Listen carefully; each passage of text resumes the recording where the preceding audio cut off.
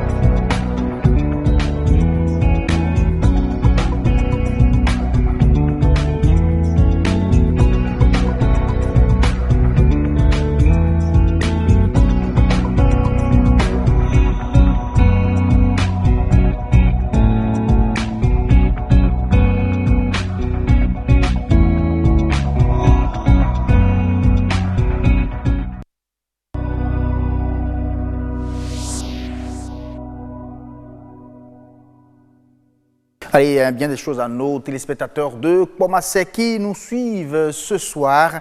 On mangera du champignon tout simplement au Bénin.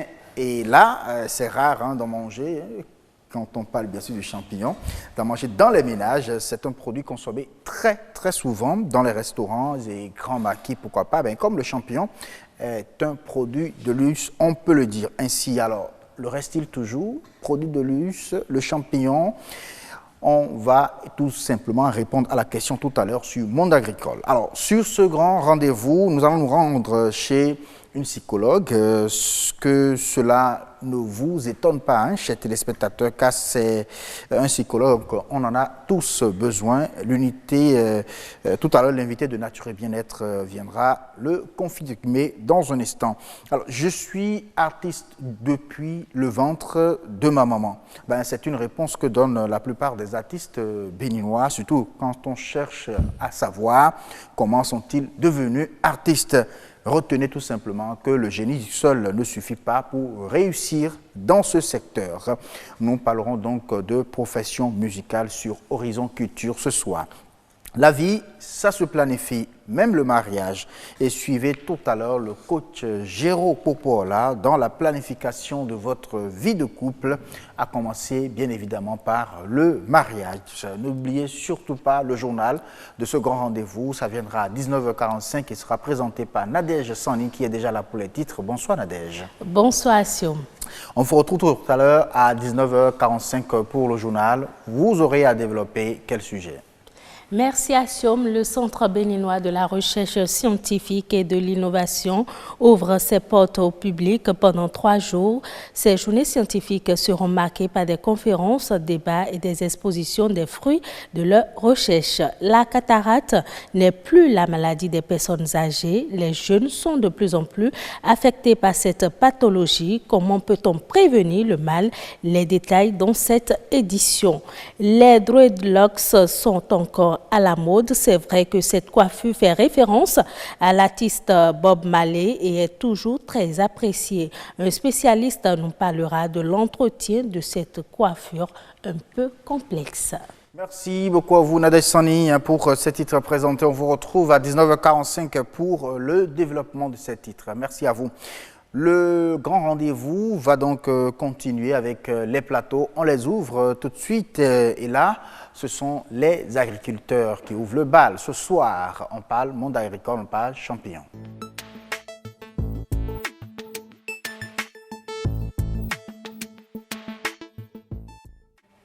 Le champignon reste-t-il un produit de luxe au Bénin où les ménages commencent déjà de façon quotidienne par le consommer? C'est à cette question que nous allons répondre et on va en profiter en même temps pour scruter un peu le circuit de commercialisation de ce produit au Bénin. On suit d'abord ce reportage de Estelle Espérance Aurore Pazou. Un arrosage fait à distance, c'est déjà bon. Ce matin encore, Georgina asperge ses champignons, exercice qu'elle fait tous les jours dans sa championnière pour s'assurer qu'ils poussent bien. Finie cette étape, elle procède à la récolte des champignons déjà à maturation. Comme vous voyez, nos champignons sont matures et ils sont maintenant prêts pour être récoltés. Donc pour les récolter, nous tordons juste la base comme ça. Voilà, et ils se détachent de leur substrat. Georgina est nantie d'un master en normes et qualité des produits agroalimentaires, une formation qui la conforte dans son choix d'entreprise. J'ai la formation qu'il faut, j'ai l'expérience qu'il faut en matière de production de champignons. Pourquoi, au lieu de produire le champignon toute seule, je ne peux pas faire former des personnes qui vont produire le champignon avec moi et qui vont me permettre de pouvoir avoir une quantité raisonnable pour assurer la disponibilité de nos champignons dans les rayons des supermarchés. Donc c'est là que l'idée m'est venue de pouvoir monnayer cette connaissance-là. Et depuis, elle travaille avec un groupe de producteurs formés par ses soins. En l'espace d'un mois, elle produit 270 kg de champignons frais, soit 3240 kg par an. Une réussite dont elle n'avait jamais douté. Au début, moi, j'étais déjà sûre qu'on peut créer son entreprise à partir de 0 francs. Quand vous avez une idée qui est potable, une idée qui est rentable, une idée qui donne de l'argent, vous n'avez pas besoin forcément d'avoir un gros investissement avant de commencer. Donc pour moi, c'était mon idée et effectivement, j'ai vu que j'ai pu commencer mon entreprise, démarrer mon entreprise assez tôt grâce à cette idée-là que j'avais en tête. Une idée qui a germé et prospéré, non, sans difficulté. Il faut être vraiment courageuse et avoir la tête sur les épaules. Quand je dis la tête sur les épaules, c'est-à-dire savoir là où on va et être vraiment passionné par ce qu'on fait. Parce que le chemin est jonché de beaucoup de difficultés. Se faire former, avoir confiance en soi et surtout savoir convaincre sur son idée d'entreprise sont pour Georgina les clés pour la réussite. Et c'est d'ailleurs à ça qu'elle invite toutes les femmes qui en ont les capacités et qui pourtant n'osent jamais le premier pas. Merci à vous Estelle Pazou pour ce reportage. On revient en plateau avec Georgina, oui, qui a accepté notre invitation. Bonsoir. Merci beaucoup d'avoir accepté notre invitation. Tout le plaisir est pour moi. Sincèrement. Bonsoir Martial Betoro, comment allez-vous? Ça va bien, Songamba, chez vous? Ah oui, ça va très bien aussi, la pleine forme. Vous mangez du champignon, j'espère? Ben, pas encore. Pas encore? Non. Ah oui, comme quoi c'est un produit de luxe. Ça va venir. Ça va venir. C'est vraiment un produit de luxe, le champignon. Ça, bon, on ne mange pas comme ça, mais on a l'impression que ça se vend. Mais quel est alors le marché, quel est le circuit de commercialisation de ce produit? Exactement ce que nous allons découvrir ce soir avec Madame Georgina. Je rappelle que vous êtes productrice du champignon. C'est vrai qu'hier sur ce plateau, nous avons eu à parler déjà de la production, des techniques et tout ça. Mais une fois qu'on a produit le champignon, comment commercialiser le champignon? C'est une vraie question, n'est-ce pas? Déjà, est-ce que le champignon, on peut retrouver le champignon sur les étalages comme on retrouve la tomate, le piment? Est-ce que ça, je vais du moins à Tantokpa ce soir, par exemple, je peux retrouver du champignon sur les étalages? Merci madame. Il faut d'abord savoir que le champignon se vend sous 2 formes. Actuellement, nous avons la forme séchée et la forme fraîche. Bon, les caractéristiques de la forme fraîche ne nous permettent pas de retrouver le champignon comme la tomate ou le piment sur les marchés de vivriers. Parce que le champignon qui est frais à température ambiante se conserve au plus 2 jours, 3 jours. Donc au frigo, au réfrigérateur, vous pouvez le garder une semaine, 2 jours. Donc voilà, donc c'est un aliment qui est prêt à maturité, il est prêt à consommer, si on peut le dire comme ça. Il est toujours très bien de récolter, de consommer au plus tôt le champignon frais. Maintenant, en ce qui concerne le champignon séché, lui peut se conserver de 6 mois jusqu'à 1 an. Ça dépend de la manière dont on l'a séché. Donc, plus il est bien séché, sécable, c'est-à-dire cassable, quand on le prend, sa texture est cassable, il se conserve plus longtemps. Mais est-ce que déjà les Béninois ont l'habitude de manger du champignon? Est-ce que c'est rentré déjà dans l'habitude des Béninois? Bon, il faut dire que dans l'ensemble, en général, quand on parle du marché béninois, il faut faire une petite segmentation.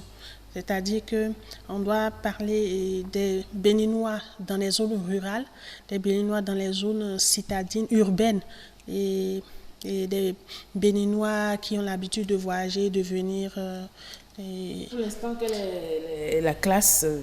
C'est ça. Donc actuellement, et de façon générale, je peux dire que par l'expérience qu'on a acquis, les Béninois qui consomment les champignons qu'on produit, c'est-à-dire les champignons qui sont domestiqués, qu'on produit, les Béninois des cités urbaines sont les premiers clients de ces champignons-là. Qu'est-ce que vous appelez cité urbaine? C'est-à-dire Cotonou, Cotonou, tous ceux qui sont à Cotonou, tous ceux qui sont à Porte-Nouveau, Boïcon et tout ça.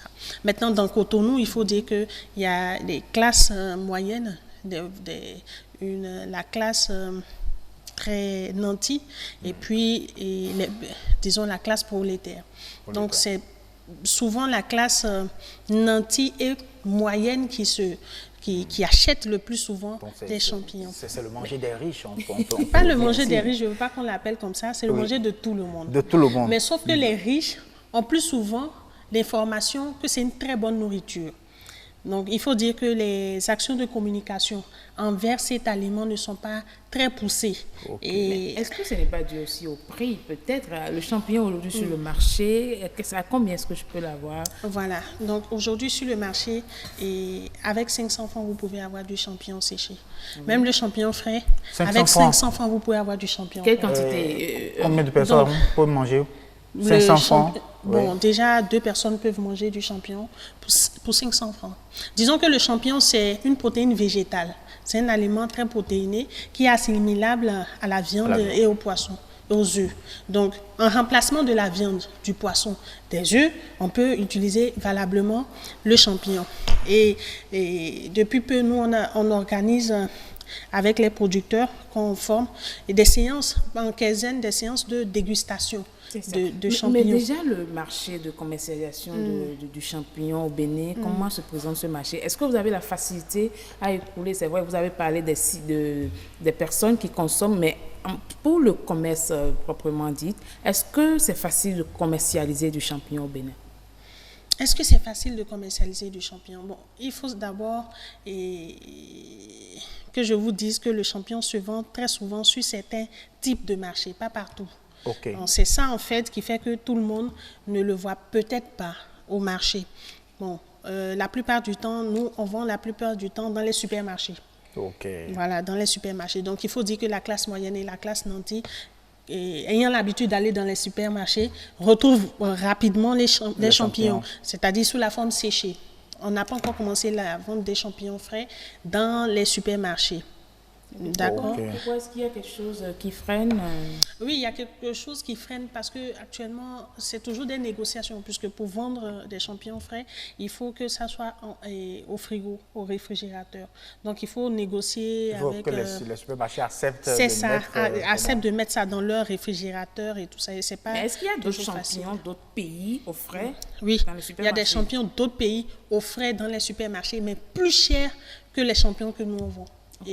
Parce que nos champignons sont plus compétitifs que ces champignons-là. Et pour améliorer la qualité de la commercialisation du champignon, vous pensez, puisque vous êtes commerçante du champignon, je rappelle, pensez-vous qu'il y a des astuces à développer ou bien il y a des stratégies à mettre en place pour favoriser davantage la commercialisation du champignon au Bénin? Oui, bien sûr. D'abord, il faut que les gens puissent savoir que le champignon, c'est un aliment qui rentre dans tous les plats. D'accord? Donc, ce n'est pas un aliment de riche, comme on l'avait dit, c'est un aliment pour tout le monde. Pour tout le monde. Et c'est un aliment naturel et bio. Tous les champignons qu'on produit, c'est des champignons bio. Donc, c'est très facile de conserver le champignon. Quand vous avez le champignon séché, vous pouvez le conserver, comme je l'ai dit, de 6 mois à 1 an. Le champignon frais, en 2 jours, si vous n'avez pas de frigo, vous devez le préparer. C'est comme la viande, en fait. Si vous ne mettez pas la viande au frigo, ça va moisir.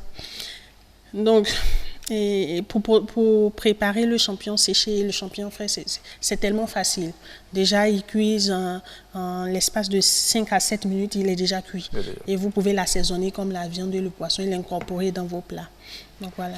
Est-ce qu'on a besoin de beaucoup d'argent pour entrer dans le monde du commerce du champignon? Bon, je peux dire qu'actuellement, la stratégie de commercialisation que nous on a développée, c'est que nos producteurs ne commercialisent pas. Nos producteurs nous revendent leur production. Et c'est nous qui commercialisons. Donc on représente une sorte de centrale d'achat de ces productions.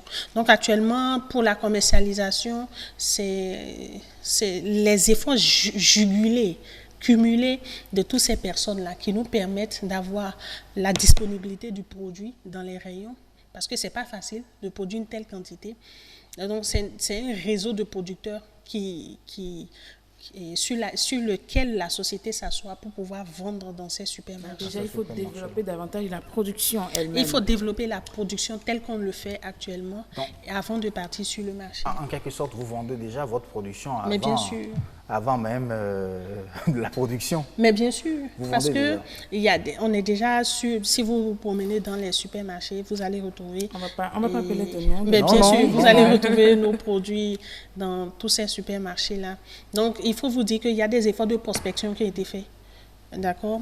Et ça appelle beaucoup de moyens. Du coup, aujourd'hui, qui produit le champignon peut le vendre facilement? Oui, bon, si vous produisez le champignon... Si se met dans le réseau, en réalité. Voilà, si vous mettez dans ce réseau-là, ce serait plus facile. Et avec ça, vous arrivez à vous en sortir, vous, puisque vous avez fait l'expérience? Bon, on est toujours dans l'expérience. Donc, on se défend petit à petit, on pousse petit à petit. Ça paye. Et je pense que ça paye. Ça paye. Puisqu'on est toujours là.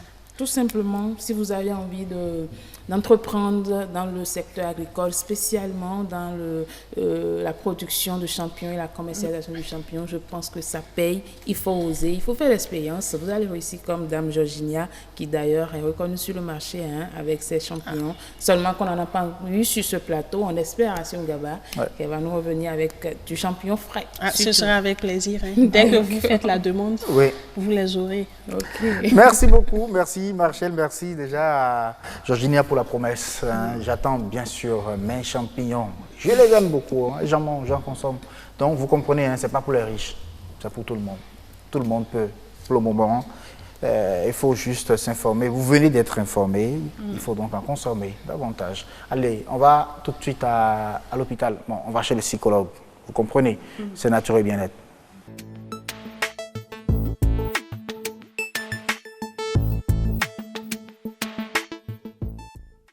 Oui, un psychologue, on en a tous besoin. Mais pourquoi? C'est la question que vous vous posez certainement, après que j'ai eu donc à dire ça. Et vous allez comprendre ça dans un instant, juste derrière ce reportage. Sous d'autres cieux, en cas d'un crash d'avion ou d'une catastrophe naturelle, il est très fréquent d'entendre des déclarations du genre « Une prise en charge psychologique des familles des victimes » est prévu. Au Bénin, le recours au psychologue n'est pas encore un réflexe et l'ABPC a décidé de corriger le tir. Par le truchement de l'organisation de la première édition de la semaine du psychologue clinicien, l'association béninoise des psychologues cliniciens nourrit l'ambition d'œuvrer pour sa reconnaissance et sa prise en compte dans tous les secteurs de la vie sociale et professionnelle de notre pays. Dans cet élan, elle souhaite compter sur chacun de vous pour porter à la lumière les mérites de cette discipline et montrer les rôles de ces professionnels dans le développement de notre cher pays, le Bénin. Je voudrais, en cette occasion solennelle, lancer un appel important aux autorités de notre pays à divers niveaux à recruter massivement les psychologues pour mieux assurer le bien-être mental de nos populations. Cette première édition de la semaine du psychologue clinicien a pour thème « Le psychologue et la société, gage d'une paix sociale ».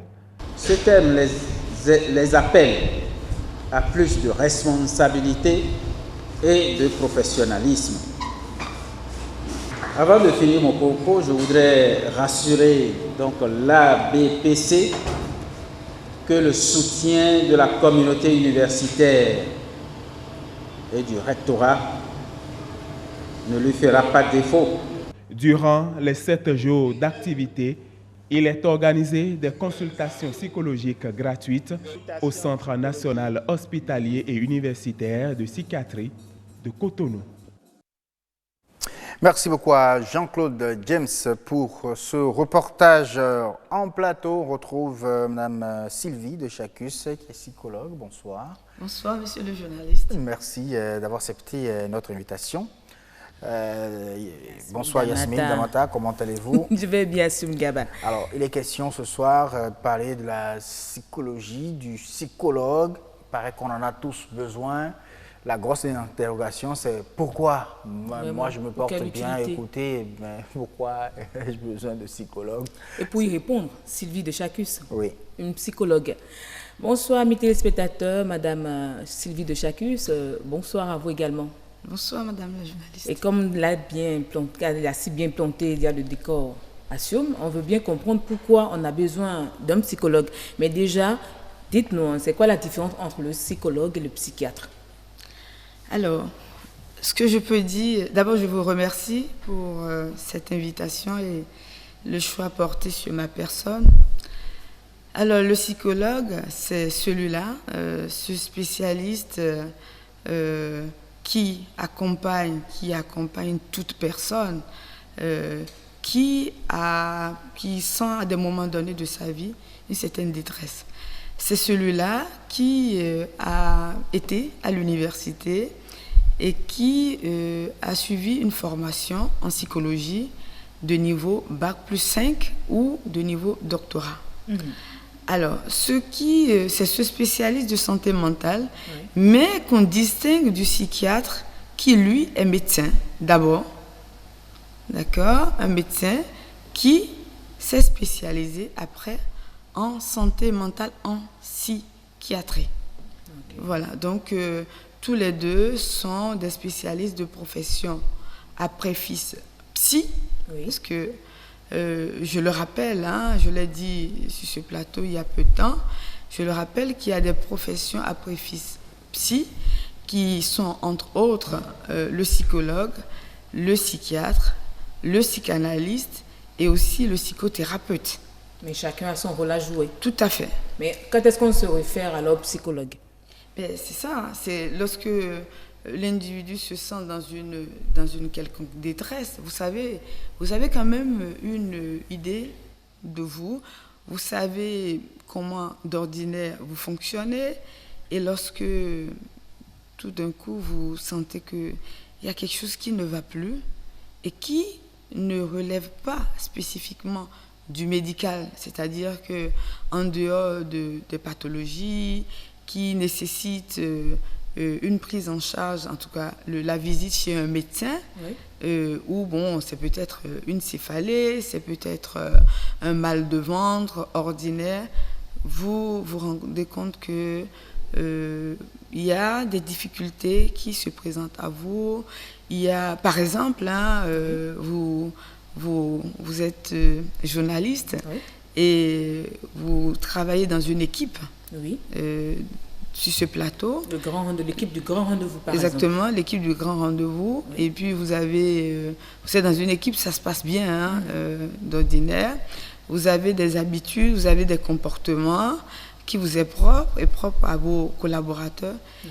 Et bon, d'habitude, il y a votre collègue James qui a l'habitude de vous taquiner. Vous avez des blagues. Et puis, subitement, vous ne supportez plus du tout ces blagues. Aucune d'ailleurs. Et le moindre mot qu'il vous adresse de sa part vous irrite.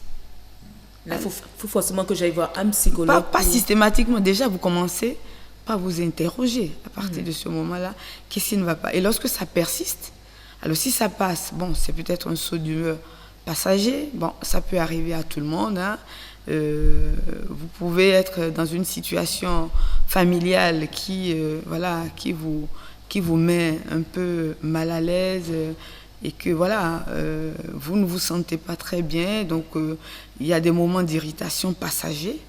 Mais lorsque ça prend du temps, ça commence à durer et ça persiste.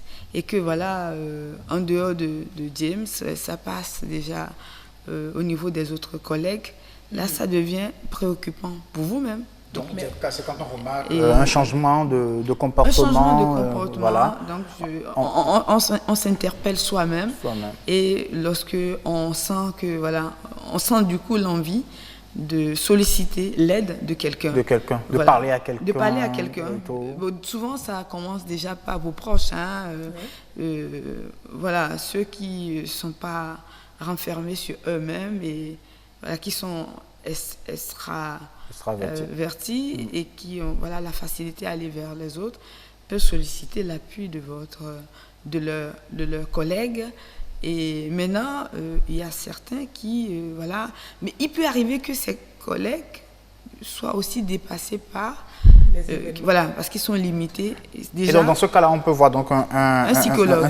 Mais au-delà de ça, est-ce qu'on a forcément, au-delà des relations interpersonnelles, quand est-ce qu'on a besoin d'un psychologue? Tout le monde. Le slogan serait un Béninois, un psychologue. Tout le monde a besoin d'un psychologue, y compris les psychologues eux-mêmes. Vous êtes par exemple enseignant dans un établissement scolaire, par exemple primaire, et vous avez donc vous animez une classe déjà, et vous avez un enfant un élève écolier qui ne pose habituellement aucun problème, aucune difficulté. Du jour au lendemain, cet enfant vient à l'école et vous le surprenez en train de porter des coups à son camarade de banc. Surprise pour un enfant, un écolier de nature calme, habituellement, qui a une telle réaction.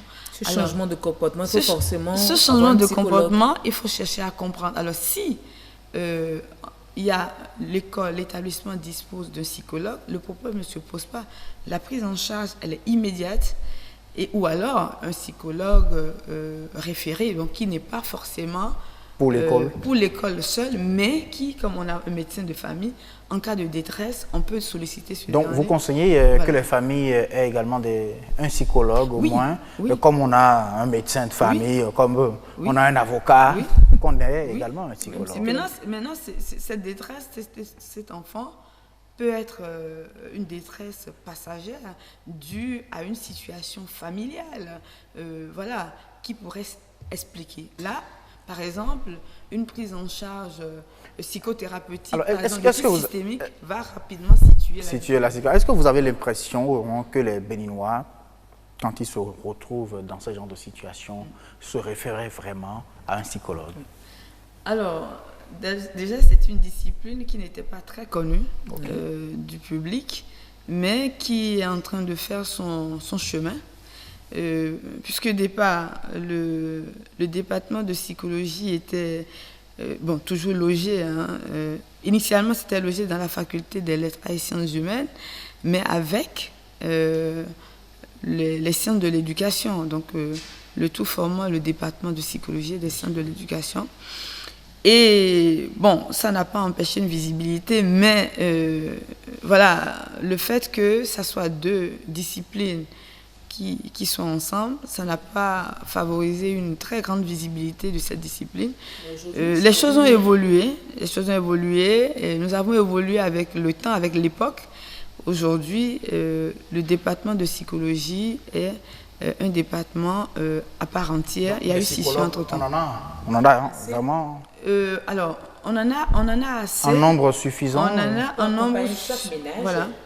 Non. On en a un nombre suffisant, mais il y a encore un problème de visibilité. Et c'est ce que nous accompagnons à travers les différents ateliers forats que nous animons pour permettre une meilleure visibilité de cette discipline. D'ailleurs, vous avez, en dehors du département de psychologie, à l'université d'Abomey-Calavi, un laboratoire de psychologie appliquée qui dispose des infrastructures pour accompagner les populations béninoises, mais à tous les niveaux, mais qui n'a pas encore une très grande visibilité. Pourtant, nous avons les équipements qu'il faut. Nous avons une testothèque avec les tests les plus utilisés au monde, d'accord, pour régler un certain nombre de problèmes, pour accompagner des entreprises, pour accompagner des familles. Oui. Par exemple, pour les enfants qui peuvent souffrir de déficience, d'accord, qui peuvent avoir des dysfonctionnements. Quelque part, on se réfère parfois à des images, le psychologue se réfère à des images pour accompagner, pour aider ses enfants. Oui, tout à fait. Vous savez, les enfants, pour communiquer avec eux, ce n'est pas très aisé, mais je vais vous étonner en vous disant que c'est les patients les plus faciles que nous avons. C'est vrai que démarrer la communication en thérapie, en psychothérapie, avec les enfants, c'est pas très aisé, et c'est grâce à ça que nous disposons des tests à images, pour faciliter, déclencher en quelque sorte la communication avec l'enfant. Mais Madame Sylvie de Chacus, merci beaucoup d'avoir répondu à notre appel et nous avoir expliqué en quoi le psychologue est utile pour le citoyen lambda. On comprend donc qu'on en a tous besoin. Il faut avoir son avocat, il faut avoir son médecin de famille, également le psychologue. Ah oui, c'est très important. Merci beaucoup à vous, madame. À très, très bientôt. On va se rendre dans notre temple de culture avec Jennifer Sativi. Avec elle, on parlera de profession musicale. C'est Horizon Culture.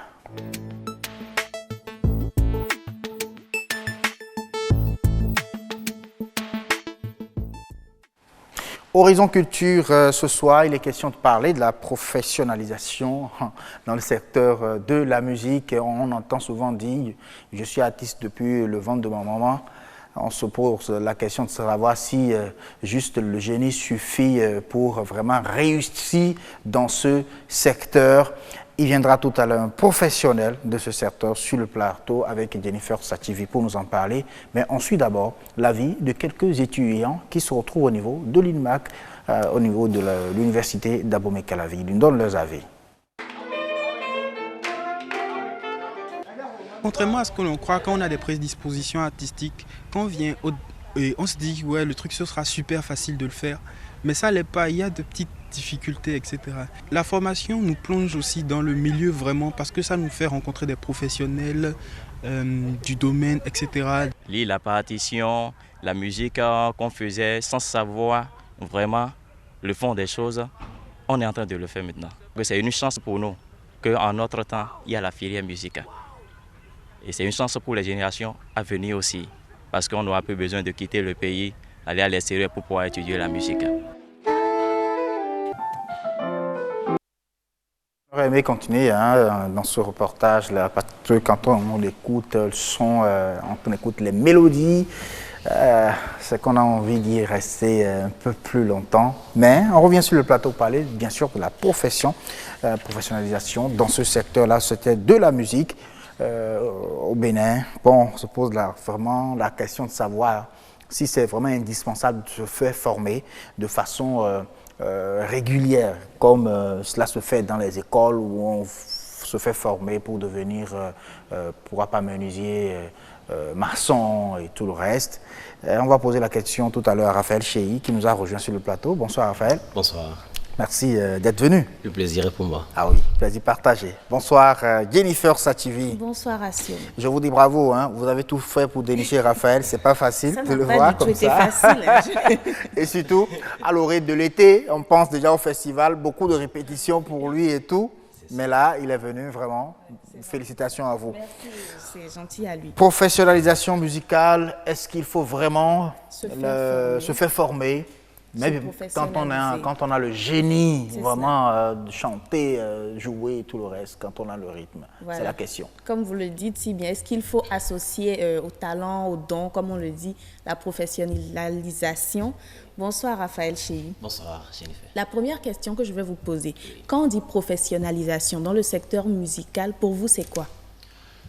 Je pense déjà qu'avec le dictionnaire, on peut se dire que la professionnalisation est le fait d'être davantage professionnel dans son milieu. Donc parlant du secteur musical, donc, on peut dire que c'est le processus donc, qui permet de construire d'abord et de développer ses compétences par l'acquisition quotidienne et continuelle, vraiment, de la connaissance dans le secteur musical. C'est surtout ça. Est-ce à dire que dans le secteur musical, oui, il y a les artistes et il y a les artistes professionnels? Ah oui, pour parler de professionnel, c'est l'artiste en fait qui fait de la musique sa profession. Sa profession. Donc quand tu n'es pas là 24 heures sur 24 ou quand tu n'es pas au boulot, tu ne travailles pas comme Assion Gaba dans son costume de journaliste. Donc ce n'est pas possible de t'appeler professionnel du domaine, ce n'est pas possible. Donc être professionnel déjà, c'est ne faire que ça, cette profession et subvenir à ses besoins juste par cette activité-là. Donc, je pense que est-ce qu'il faut penser à se perfectionner de sorte pour devenir professionnel? Qu'est-ce qu'il faut faire en fait? Bon, je pense que déjà on peut constater dans tous les domaines, donc pas seulement de la musique, qu'on est en pleine mutation en fait. Donc il y a beaucoup de changements qui s'opèrent en bien. Donc pour quelqu'un qui ne se perfectionne pas dans ce qu'il fait, je pense que c'est un haut risque. C'est un enjeu, donc il faut faire très très attention. Ce n'est que l'homme qui se tient juste à ses envies, à ses besoins, et qui reste immobile déjà qu'il a satisfait ses besoins, qui peut se dire non, je n'ai pas envie de me professionner dans ce que je fais parce que quand je chante, l'alentour tout de suite m'applaudit, donc c'est bon, je suis aux anges et j'ai accompli ma mission. Mais pour un artiste professionnel, donc du secteur musical, il doit forcément aller vers la perfection, donc aller vers la professionnalisation, se perfectionner dans ce qu'il fait. Dans ce qu'il fait. Oui, forcément. Alors, il y en a qui ont le génie, hein. Bon, comme vous, déjà très très très petit, vous jouez déjà, vous chantiez à l'époque, mais c'est qu'il faut forcément passer dans les écoles pour se faire former, voilà, pour se dire qu'on est vraiment professionnel dans le milieu. Là, même quand on prend le livre saint, il parle de la parabole du talent. Donc quand tu ne cultives pas ton talent, une chose est sûre, tu seras au bas de l'échelle. Donc forcément, il faut cultiver son talent. Et pour cultiver son talent, il faut aller vers une structure adéquate. C'est vrai qu'ici, surtout au Bénin ou sous les cieux, en Afrique, surtout occidentale, il n'y a pas assez d'écoles où on n'en a pas connu en notre temps comme cela se doit et on s'est fait former. Mais forcément, il y a quand même quelque chose. Vous êtes fait former comment? On s'est fait former sur le tas parce que pour se faire former, c'est déjà par l'écoute des morceaux qui existent déjà et par la lecture, par le travail assidu, de sorte à aller quand même de l'avant dans ce qu'on fait. Et après, je pense que la structure adéquate, c'est l'école. Il faut forcément faire l'école. Il faut forcément faire l'école. Il ne faut pas se retenir parce que déjà, il y a du génie en soi-même. Non, c'est déjà le produit brut que tu as. Seuls les animaux vivent dans cet état quasi bestial de dire que non, on ne veut pas. Non, rester immobile dans ce qu'on fait tout le temps et ne pas penser à évoluer, ce n'est pas possible. Donc pour évoluer, il faut forcément aller vers la structure adéquate pour vous perfectionner. Okay, quand vous parlez d'écoles, c'est les centres de formation spécialisés où il y a d'autres écoles comme les chorales, les orchestres et tout. Déjà, la première école que nous avons, surtout au Bénin ici, c'est l'école. Et c'est la chorale, pardon. C'est partout d'ailleurs, partout dans le monde, c'est la chorale qui forme et qui nous donne les petits rudiments, les rudiments des b.a.-ba. Et quand on les prend, on essaie à la maison ou avec les copains dans les cabarets ou partout où on passe de pouvoir perfectionner ça. Et mieux si vous avez des écoles proprement dite comme l'école, comme on fait le cursus scolaire. Donc ce serait super bien d'aller vers ces écoles-là parce qu'ils détiennent la connaissance, la pleine connaissance dans ce milieu de secteur musical. Est-ce que vous, personnellement, vous sentez une différence quand vous voyez un artiste qui s'est perfectionné, qui est professionnel, et un artiste, génie. Voilà, génie. Le génie est le formé. C'est vrai que les métiers de la musique tendent à se fondre dans le loisir et dans le vrai métier, donc dans une activité proprement dite. Mais ce n'est pas de la blague, ce n'est pas de la joie, ce n'est pas que de la joie, et il ne faut pas danser quand ce n'est pas bon. Non. Donc forcément, avant de danser, c'est que c'est bon. Et pour que ce soit bon, il faut forcément des prérequis. Il faut vraiment de la compétence. Arranger un morceau ou faire chanter un morceau, c'est beaucoup de choses à la fois. Je ne vous dirais pas qu'un morceau, c'est juste des onomatopées. Il faut l'écriture. Et un écrivain qui a sa plume aiguisée ne vous dira pas que c'est chose facile. Donc il faut d'abord écrire le texte, y ajouter maintenant des mélodies qui vont avec le texte, ajouter maintenant de la thématique, donc de la coloration thématique à ce que vous avez comme mélodie pour pouvoir structurer, donc faire l'arrangement de ce morceau. Et là, ça parle de la direction artistique et tout. Donc, ce n'est pas que ça. Mais les gens vous diront, mais nos grands-parents n'ont pas été à l'école, mais vraiment, ils ont eu de oui, belles chansons. C'est nos premiers formateurs. Quand on parle par exemple d'Adjaroui, c'est le premier formateur qu'on a eu, parmi tant d'autres bien sûr. Mais aujourd'hui, Adjaroui, en son temps, faisait par exemple 20 minutes, 30 minutes sur un seul morceau. Et nous, ça nous régalait beaucoup. Mais je ne pense pas qu'aujourd'hui, toi, étant bercé par ces musiques-là, puisse faire 30 minutes et donner à Trace TV ou Trace je ne sais quoi ou RTB de jouer. Ce n'est pas possible. On va te refuser parce qu'il y a des normes maintenant à suivre. C'est un mouvement évolutif en fait dans les générations. Donc il faut s'adapter. Il faut s'adapter et l'adaptation ne viendra que de la formation. Et moi, je me pose la question de savoir la place du talent dans tout ça. Est-ce que quelqu'un qui n'a pas le talent, qui n'a peut-être pas une belle voix, la créativité pour écrire un morceau, est-ce qu'en se faisant former quand même, il peut faire sortir des chansons ou des... Les artistes fabriqués. Ah, voilà. Je suis d'accord avec ce que vous dites. Je pense que... On a souvent eu de ces cas de problèmes-là, en ma qualité de professeur de chant, des personnes qui aiment la chanson et qui veulent se faire former. C'est déjà une très belle initiative. Mais n'ont pas des prérequis. Je parle de prérequis. Quand tu n'as pas de prérequis, on ne peut pas te modeler autrement. Tu auras beau étudier, connaître tout, mais tu ne peux pas aller de l'avant parce que tu n'as pas ce prérequis-là. Il y a des défauts héréditaires. Tu vois, quelqu'un qui n'a pas l'oreille musicale, il faut, oui, l'adapter, mais quelqu'un qui entend quelque chose, mais qui ne peut pas restituer ce qu'il entend, c'est très difficile de pouvoir amener cette personne-là à être un artiste accompli. Donc aujourd'hui, on assiste à des artistes fabriqués, comme vous le dites, fabriqués. Donc voilà, et ils sont juste là pour mimer à la télé ou dans les clips, mais c'est quelqu'un d'autre au studio qui chante à leur place. Ils n'ont pas le choix, en fait, c'est ce qu'ils peuvent faire parce que la formation n'a pas débouché sur le bon port. Bon, parce qu'ils n'ont pas le génie. Parce qu'ils n'ont pas le génie, ils n'ont pas le prérequis. Il faut avoir le génie. Les dissocier, pas l'un sans l'autre. Ce n'est pas possible. Donc sans le génie, même avec la formation, on ne peut pas y arriver. Tu ne pourras pas. Ah oui. Mais tu peux faire peut-être autre chose dans la musique. Tu peux peut-être mettre à contribution ta plume. Écrire, parce qu'il y a des artistes qui n'écrivent pas par exemple des morceaux, eux ils sont là juste pour prendre des textes et composer des mélodies et chanter. Donc toi tu peux peut-être prêter ta qualité d'écrivain pour écrire des morceaux et donner aux artistes. Il y a des droits voisins à prendre pour ça. Donc je pense que c'est mieux. C'est mieux. C'est vraiment mieux. Il faut vraiment le génie. Il faut vraiment y penser à ça. Pour pouvoir chanter. C'est ça. Pour pouvoir vraiment chanter. Voilà. Le fait de ne pas se faire former de certains artistes ou de ne pas avoir le génie, est-ce que ça agit sur la promotion des musiques? Je dirais peut-être des musiques béninoises. Bon, si par exemple moi je suis un artiste et je sais que je n'ai pas le niveau de Axiom, qui est un très bon chanteur que j'adore, vous voyez, qu'est-ce que je dois faire? Je dois chercher les moyens pour promouvoir ma musique, quelle qu'elle soit, si elle n'est pas bien ou pas.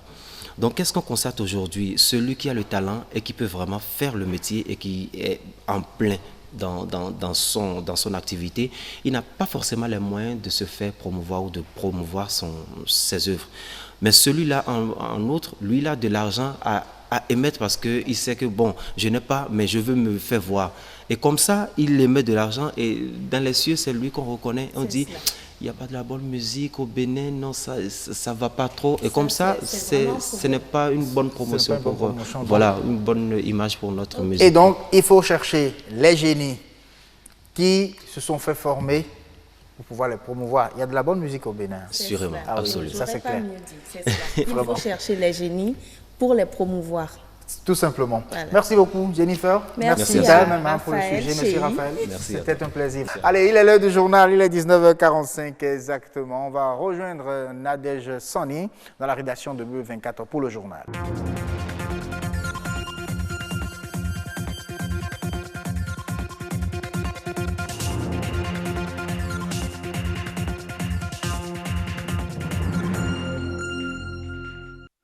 Bonsoir à tous, bienvenue dans cette édition.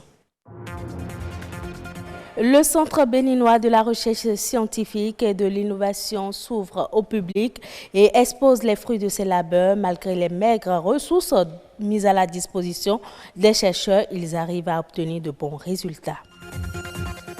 C'est une maladie qui survient le plus souvent avec l'âge. Aujourd'hui, la cataracte ne concerne pas seulement les personnes âgées, elle touche aussi les jeunes. Peut-on en guérir? Vous en saurez plus au cours de cette édition. Les dreadlocks style afro de plus en plus adoptés par les jeunes. Quelle est la particularité de cette coiffure et comment l'entretenir? Un spécialiste nous en parle.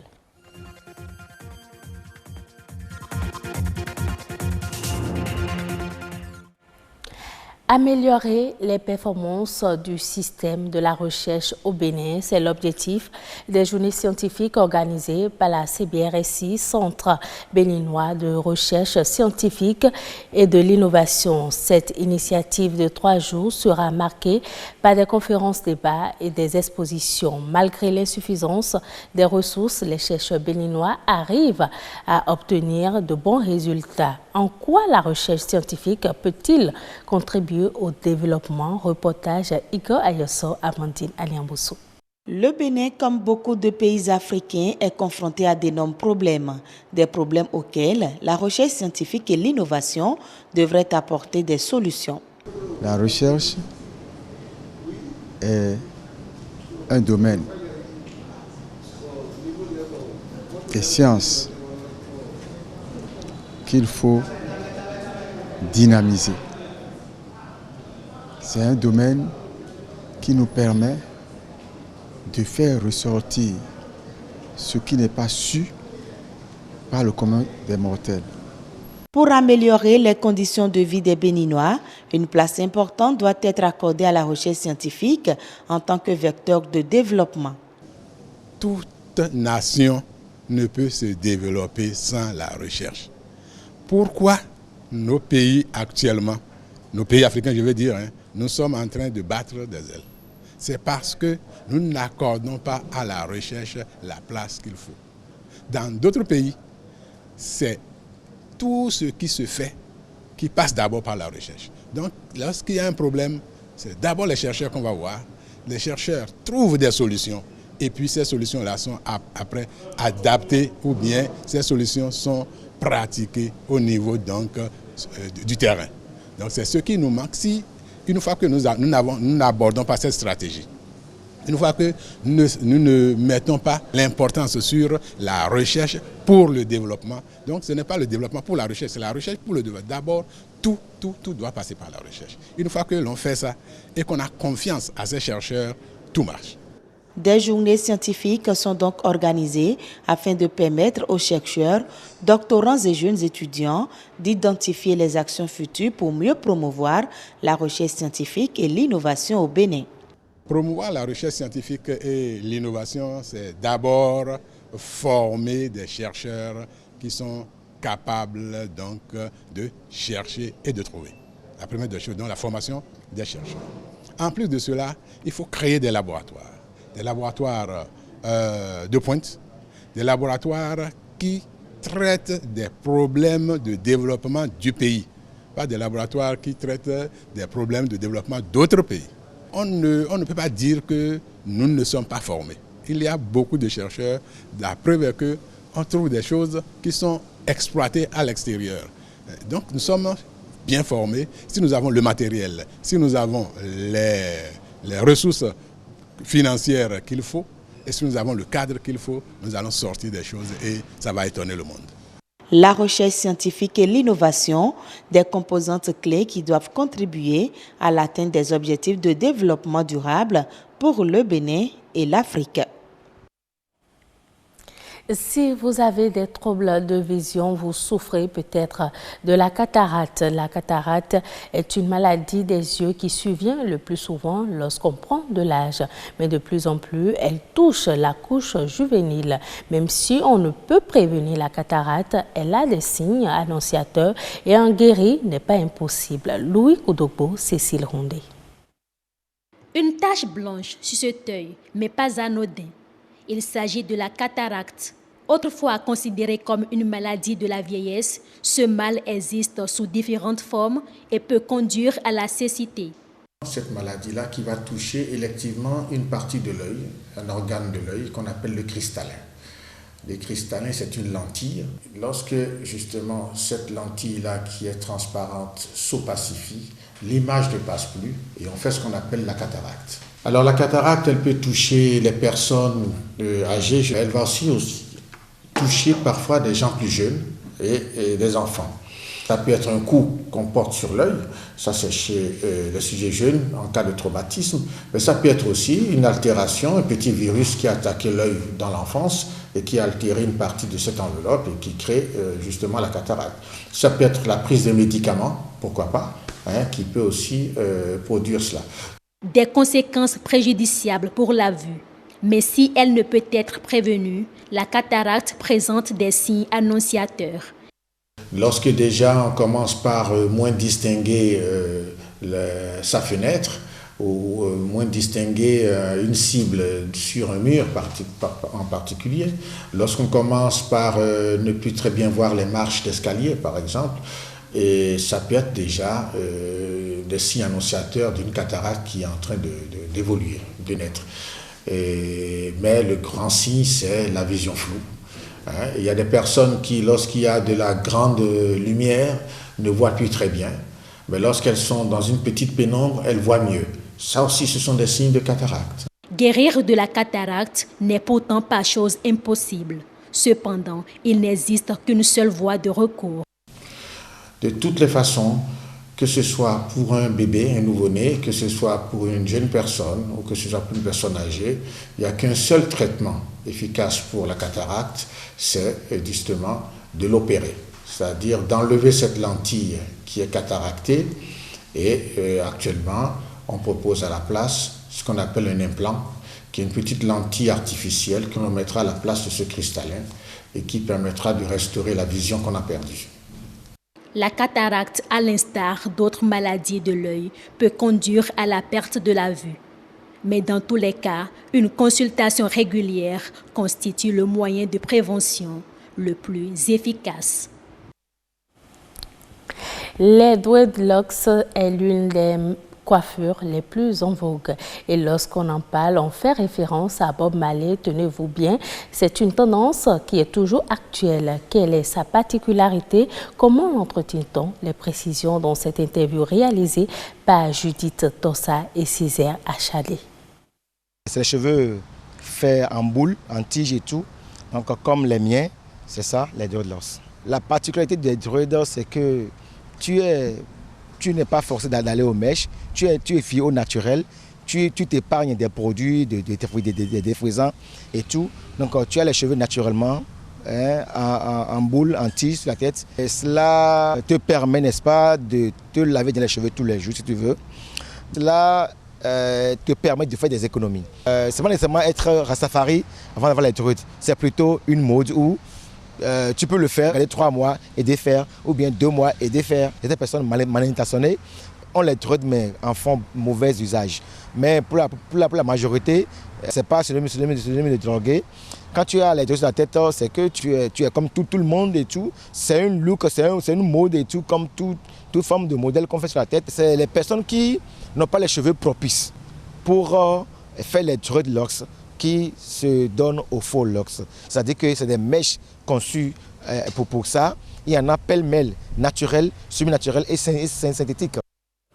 200 millions de dollars, soit environ 100 milliards de francs CFA. C'est le montant accordé par la Banque mondiale à l'Égypte pour soutenir les petites et moyennes entreprises. Ce fonds est destiné à stimuler la création d'emplois pour les femmes et les jeunes. L'accord relatif à ce financement a été signé au Caire par le président de la Banque mondiale et le ministre égyptien de l'investissement et de la coopération internationale. Les résidents de la région des Grands Lacs africains déplorent l'insécurité encore présente dans certains pays. Réunis dans le cadre de la conférence internationale de la région des Grands Lacs, les experts dans le domaine de la sécurité ont insisté sur son rôle central pour le développement. C'est un reportage de nos confrères de Rwanda Télévision. Les citoyens dans les pays des Grands Lacs déplorent les conséquences désastreuses des divers conflits qui sont fréquents dans les pays de la région. Le pays est en guerre, le commerce en pâtit. Les échanges commerciaux entre pays ralentissent. Si les Congolais venaient acheter au Rwanda et que les Rwandais allaient au Congo, eh bien, quand il y a un problème, cela s'arrête. C'est un problème que les experts réunis à Lubavu appellent à régler à travers le partage d'informations et la collaboration pour favoriser le bien-être des résidents et la bonne entente des pays dans la région. Ce qui motive les citoyens, c'est leur développement. Quand il y a mésentente, les résidents des zones frontalières en pâtissent le plus, au niveau économique, mais aussi social. Et comme vous le savez, nombreuses frontières nous lient. Certains vivent en Tanzanie, au Burundi, au Rwanda. Il y a des Rwandais qui vivent en Tanzanie et font du commerce de manière fréquente. Le colonel Léon Mahungu, à la tête du mécanisme conjoint de vérification élargie, le MCVE, dans la région des Grands Lacs et au sein de la CIRGL, insiste quant à lui sur la nécessité de renforcer les capacités de cet organe. Militer pour le renforcement ou bien la restauration de la confiance entre États membres, justement, ça nécessite une présence plus accrue sur le terrain, donc pour suivre et vérifier tout ce qui peut compromettre la confiance entre États membres dans cette sous-région. Bruno Dana, représentant de la MONUSCO, a par ailleurs expliqué les mesures pour continuer à lutter contre les groupes de combattants dans la région. Parmi les groupes armés qui existent et qui opèrent illégalement sur le territoire congolais, vous avez cité vous-même le FDLR, il y en a d'autres. Nous, à la MONUSCO, nous voulons contribuer à la paix et à la stabilité. Et nous suivons les directives du Conseil de sécurité qui, à travers notre représentante spéciale et son équipe, essayons de contribuer à la paix. La CIRGL est composée de 12 membres, l'Angola, le Burundi, le Congo, la République démocratique du Congo, la République centrafricaine, le Kenya, la Tanzanie, le Rwanda, le Sud-Soudan, le Soudan, l'Ouganda et la Zambie. Ce sera tout pour cette édition. Merci de votre fidélité à la chaîne du développement.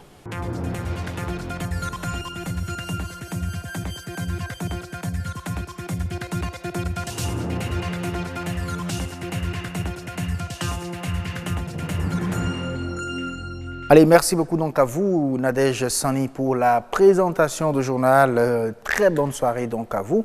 On vous retrouve certainement demain pour une nouvelle édition du journal. Pour le moment, le grand rendez-vous continue. On revient donc en plateau invité et pour cette fois-ci recevoir l'expert de ce grand rendez-vous.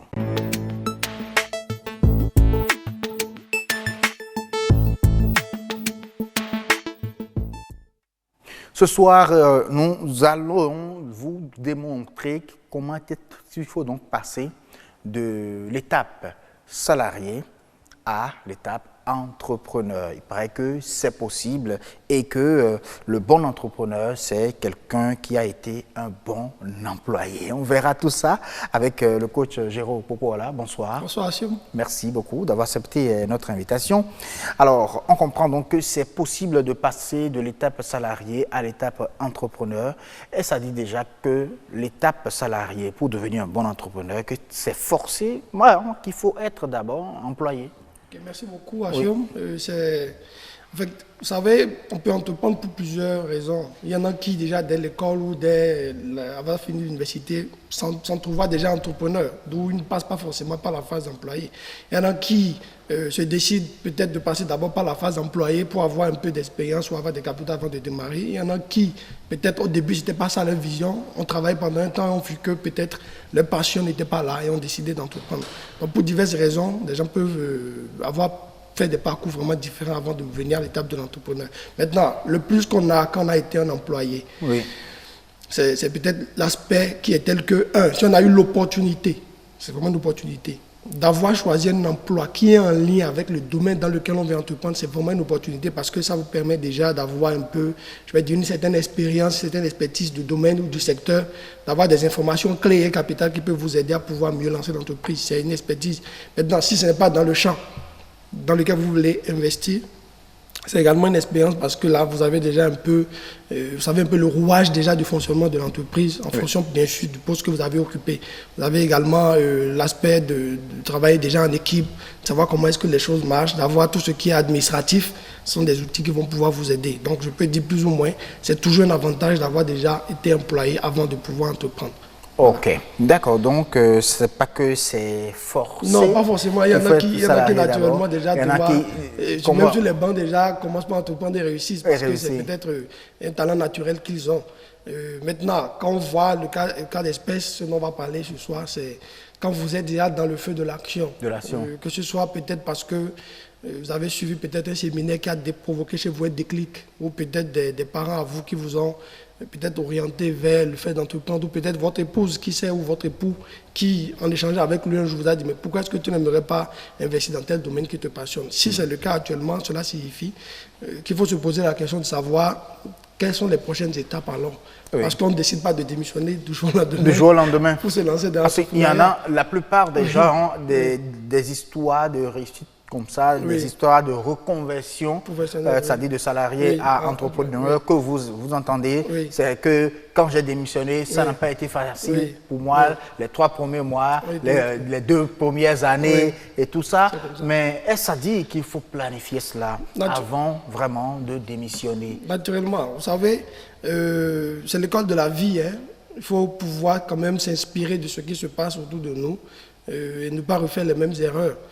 Une chose est de pouvoir entreprendre, une chose est d'entreprendre vraiment de façon aléatoire avec tout ce que vous venez de citer. Il faut pouvoir faire la transition à douce parce que ce n'est pas évident quand on est déjà habitué à avoir un certain statut, un certain régime financier. Vous êtes tranquille, la fin du mois, votre salaire est viré tranquillement sur votre compte. Quand vous décidez d'entreprendre, c'est autre chose. Ce ne sera pas dans les mois à venir. L'idéal quand même serait déjà, si c'est le cas, de commencer par se planifier, se donner, je vais dire, 6 à 1 an, au moins pour préparer sa transition professionnelle. Pour le faire en douceur. Se donner 6 à 1 an. Oui, pour le faire en douceur. Est-ce à dire que ces 6 à 1 an là, c'est après que j'ai démissionné? Non, c'est le temps mis lorsqu'on travaille et quand on prévoit de sortir de l'entreprise dans 6 mois ou 1 an, pour pouvoir se donner ce minimum d'1 an, je vais dire à peu près, pour pouvoir préparer la sortie en douceur. Qu'est-ce qu'il faut faire? Voilà, parce que concrètement, dans cette préparation, il faut déjà être clair, précis déjà sur l'idée d'entreprise qu'on veut avoir. Ça, c'est déjà la première des étapes. Donc, on a eu déjà cette idée-là. Il faut déjà, deuxièmement, se poser la question de savoir, actuellement, dans le milieu dans lequel on exerce, qu'est-ce qui a un lien direct ou indirect avec ce dans quoi on veut entreprendre. Ça vous permet déjà de commencer par voir quelles sont les ressources, par exemple, qu'on peut mobiliser. Ça ne peut pas être forcément des ressources de l'entreprise. Ça peut être des idées, ça peut être des informations, ça peut être des personnes clés, des personnes ressources auprès desquelles on peut avoir des informations liées à l'entreprise qu'on veut créer. Avoir également cette opportunité, parce que c'est une opportunité, de pouvoir créer l'entreprise pendant que l'on travaille encore. Ça, c'est surtout ça. Ah oui? Avoir cette opportunité de créer. Vous aurez vraiment le temps de gérer pendant que vous êtes en train de travailler ailleurs? Oui, c'est faisable. Avoir l'opportunité de pouvoir créer l'entreprise. Je connais beaucoup d'entrepreneurs aujourd'hui qui sont des entrepreneurs à succès, mais qui, même ils ont même fait 5 ans, hein, pas 1 an. Ils ont fait 5 ans à créer leur entreprise pendant qu'ils travaillent encore, et au cours de la 5e année, quand l'entreprise a pris de l'autre côté, ils ont juste démissionné. Donc, ils ont un guillemet entre l'entreprise et le salarial qu'ils faisaient. Donc, pouvoir créer l'entreprise déjà en offre vous permet d'avoir déjà je vais dire, de travailler à blanc, entre guillemets. C'est de créer l'entreprise de telle sorte que vous avez l'opportunité de pouvoir toujours relativiser. Est-ce que c'est le bon moment de démissionner? Est-ce que c'est encore le moment de pouvoir poursuivre, etc. Ça vous permet déjà de voir comment l'entreprise va se comporter. Vous avez l'opportunité dans ce cas, alors peut-être d'annuler ou de revenir peut-être sur votre décision. Donc l'entreprise est créée. L'idée, c'est de pouvoir déjà minimiser les coûts. Parce que du fait que vous n'êtes pas là, vous aurez peut-être tenté de vouloir mettre une équipe en place et tout ça. C'est surtout des choses qu'il faut éviter au départ. Il faut surtout s'entourer de gens en qui vous confiez, des gens qui comprennent votre idée de projet au départ et qui ont vraiment envie de travailler, de rester avec vous. Donc il faut en parler aux proches, il faut en parler si on est en couple, il faut en parler également à un frère ou à une soeur, etc. pour voir dans quelle mesure est-ce qu'ils seraient peut-être prêts à pouvoir vous aider à gérer cette entreprise pendant que vous travaillez. Ça veut dire que pendant que vous travaillez, vous avez un regard sur l'entreprise, la gestion de l'entreprise, et en même temps vous travaillez. L'autre aspect également qui est positif, c'est, moi je recommande vivement, c'est une recommandation, hein, de faire en sorte que quand on démarre une entreprise dans des conditions comme ça, d'aller sur des fonds propres. Il faut surtout éviter de faire cette erreur de vouloir aller faire un emprunt pour investir dans l'entreprise.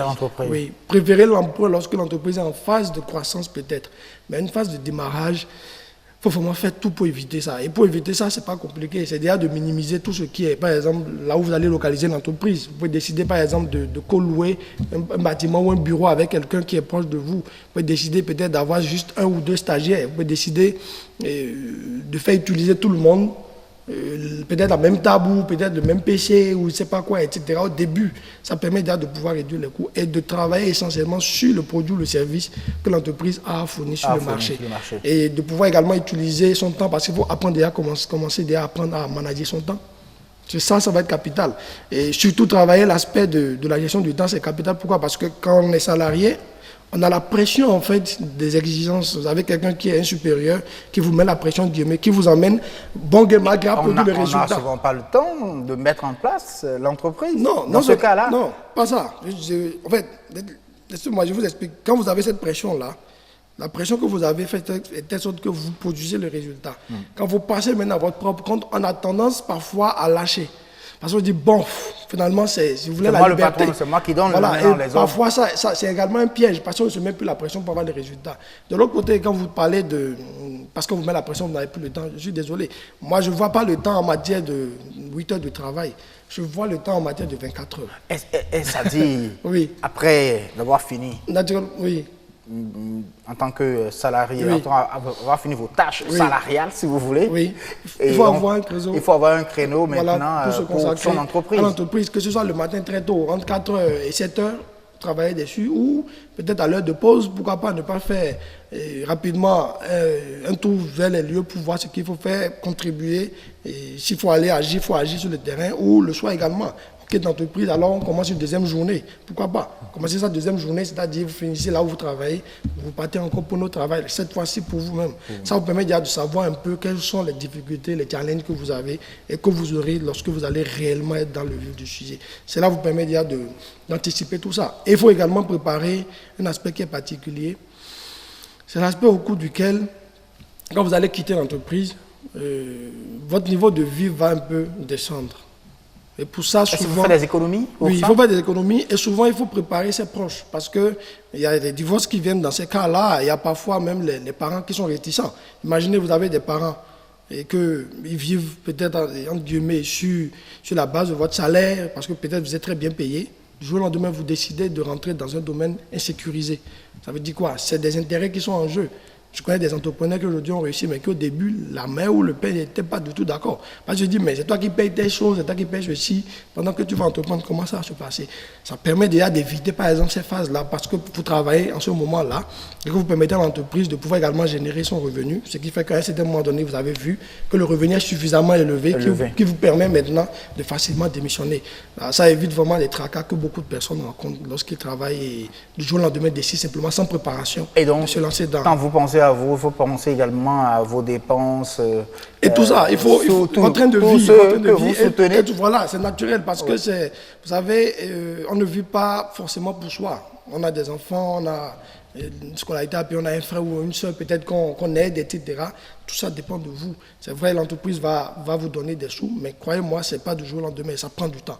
Donc pendant que ça puisse vraiment commencer, on peut se préparer, par exemple, pour combien de temps, faire des économies, hein, planifier tout ça, sur combien de temps par exemple? Si vous voulez vraiment être, entre guillemets, être fou dans ce domaine-là, être vraiment, entre guillemets, dans le confort pendant que l'entreprise prend du temps, vous pouvez économiser peut-être, pourquoi pas sur une période de 2 ou 3 ans, avoir une certaine réserve qui fait que, quel que soit ce qui se passe, vous avez toujours les sereins, pendant que d'autres, par exemple, de la peine à payer le loyer et à payer l'électricité, parce que c'est des cas d'entreprise qui existent, vous êtes serein pendant ce moment-là parce que vous avez pu mettre de côté, pourquoi pas, suffisamment de liquidité. Donc c'est l'avantage et l'intérêt qu'on a lorsqu'on est un employé et qu'on décide de créer l'entreprise.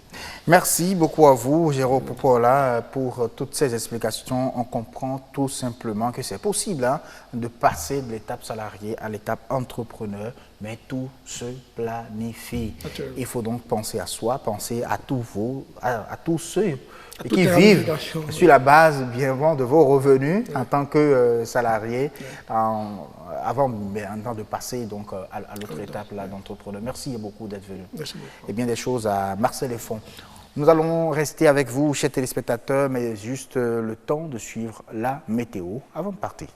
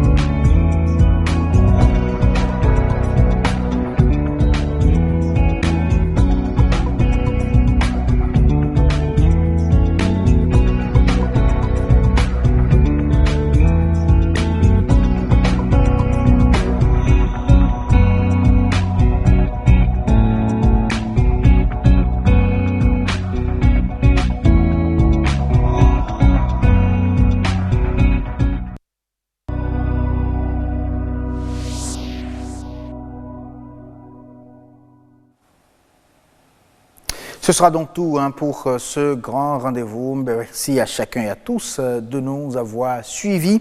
Retrouvez demain à 19h00, heureuse d'annoncer pour la dernière édition du grand rendez-vous pour le compte de cette semaine-ci. Bonne soirée chez vous. Ciao.